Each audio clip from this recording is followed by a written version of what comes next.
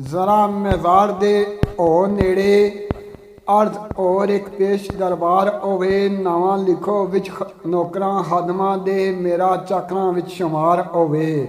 फुटन शाहां उम्मीद बगीचियां विच खिज़ां वरती विच सब्ज़ गुलजार होवे कादा खौफ अरमान फिर काफले नूं जदों सोहणे दे हथ मुहार होवे रोवे ध्यान विच गल सारी चिट्ठी रुलदी रे ना राही मेरी कोल पहुंच सरकार दे कड बुकलों अर्ज नाल मेजार दे ओलाई मेरी कनी देर ते मते अनेर वरते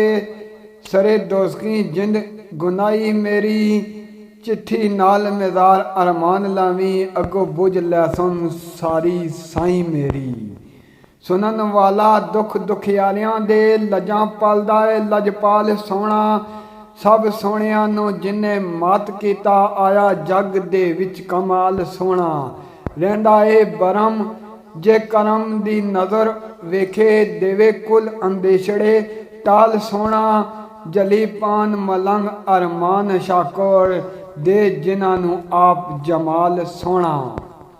जुल्मात विच चमकिया नूर अहमद कायनात सारी नूरो नूर हो गई होया आप दे करम दा फैज़ जारी वो दुई वाली सातों दूर हो गई